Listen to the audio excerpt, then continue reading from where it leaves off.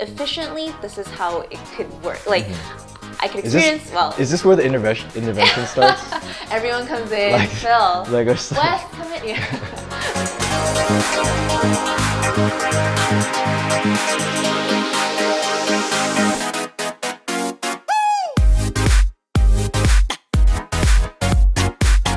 I think you're someone who also, you overthink everything. You like, even when you're talking, you're thinking about something, you know? So, do you think that's some? I don't think, is that weird? Like, what if you, like, do people just sit around and just not think about things? Like, I just like. Is that the goal? Like, to really just live in the moment and be present? I try to do that, but then yeah.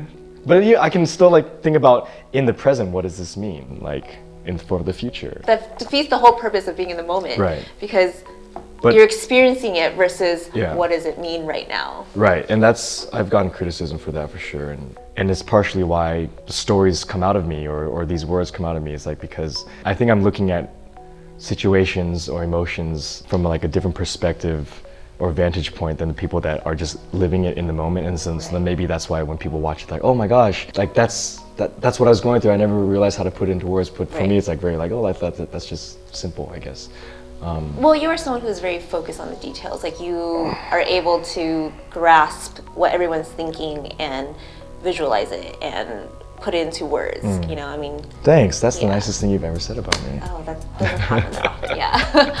But, you know, as a friend, sometimes I feel like you're missing out on the moments yourself because you're so, like, in your own mind, you're thinking like, oh, efficiently, this is how it could work. Like, I could experience, Is this where the intervention starts? Everyone comes in, like, Phil, like Wes, come in. Yeah.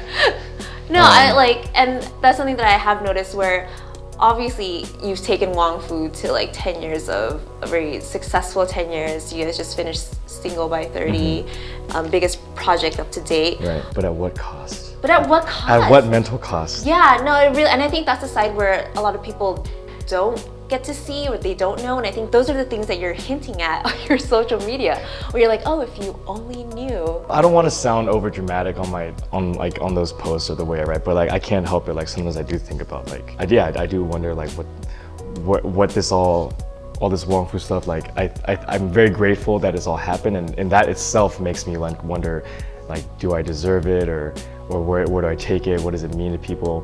And also just like preserve like the voice of the stuff that I make or the stories that I want to tell Wong Fu. Like I have to keep certain doors open in my mind and in my heart, and because I need to access those feelings or those thoughts, and that is very dangerous, I guess. Being able to write scenes or write characters that are madly in love or falling in love for the first time or reminiscing or arguing or cheating or whatever, like you have to remember where you were in those places, and sometimes it's nice to keep those stories kind of ever going, so that you can always like pick from them when you want, instead of just like closing the book and saying, oh, I have nothing left to say about that emotion or that experience.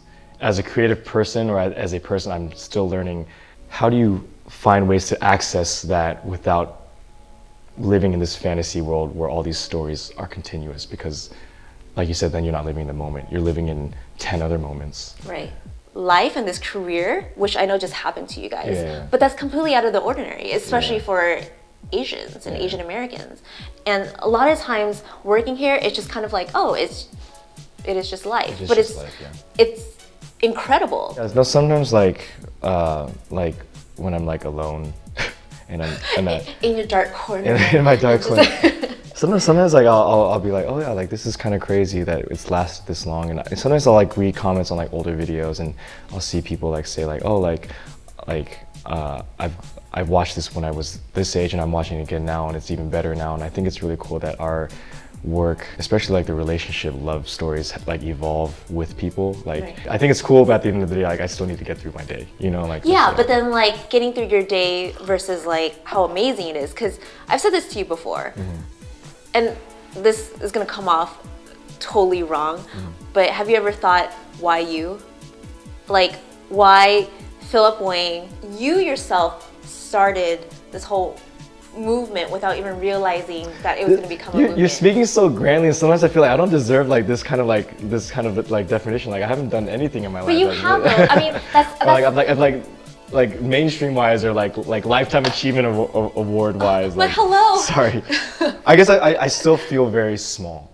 Even though just like we made some great stuff and it is like I think like you remind me like we have like millions and millions of views and people I have to remind myself like the things that I grew up really loving and affecting my life. I'm like, oh wait, I'm that to some people right now. Right. It's weird to hear you talk about me like that, but you know, me to be programmed this way, and then I meet two other guys that are programmed their own way, and then we all are willing to like work with each other and for each other and sacrifice all those years and uncertainty, which is already very strange, I think, within our culture to do. And it had to happen at the time of new media, YouTube. The technology being there for us. And then we had to learn how to become personality. I don't think Wes or Ted ever thought that they were going to become myself too, like, oh, you guys have to like be in front of camera, you know, like we had to be willing to do that. There's a lot of filmmakers that want no part in that at all. Wes had to know how to do graphic design so that he can start making the first like nice guy t-shirts, and then Ted had to like take over that business side of things. Yeah, it's just kind of crazy, and I don't know.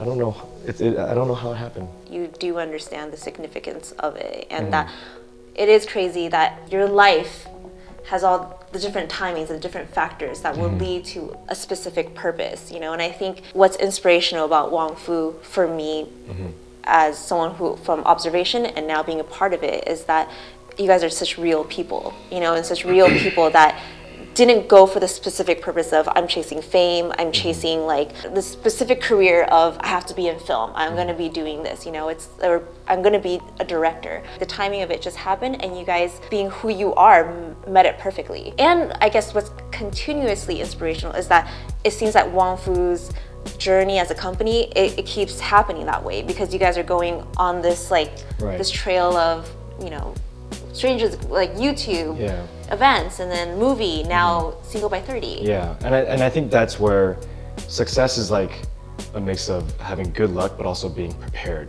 when you actually do get that luck. Preparation meeting opportunity. Exactly, yeah. So I think a lot of people get an opportunity, but like it's like it doesn't end there. Like you have to keep it going. So yes, all those things happened that Wong Fu, that we all met and that we're all the right personalities, whatever. But then that could have lasted 1 year and we could have been done. You know, but it's like we had to keep working at it. And so passion, I think, is not completely just like the heavens give it to you, but you have to work for your passion as well. What are you chasing now, like as a person, and now that you're 30? I'm chasing perspective. Is that your Instagram like tagline? It's one of them. I used to say that I was chasing like peace of mind. Which is just being content and like a sense of like living in the moment. If you're developing as a person and you're truly living life, you should never be content. You should always want to try something new or want to explore somewhere, turn a corner. I don't think, me personally, it's one or the other. You can have both.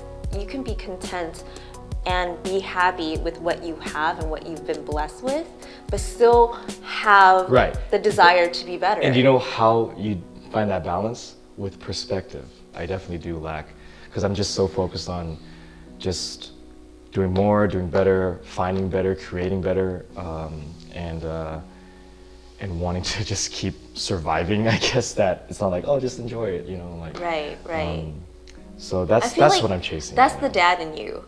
I feel mentally drained now. Thank you. Accomplishment achieved for me. Congratulations, I'm glad to be here. Thank you. Cheers. Cheers. Yeah, like I said, I wouldn't want anybody else to be my first guest, and thank you for opening up and letting everyone in a little bit more. Hopefully we can do a round 2 next time. And these will just turn into my therapy session. Okay? I know. Tell us your insecurities. Video recorded, therapy session. Thanks for stopping by. We'll see you next week. Hugs and kisses. No, you have to. Yay!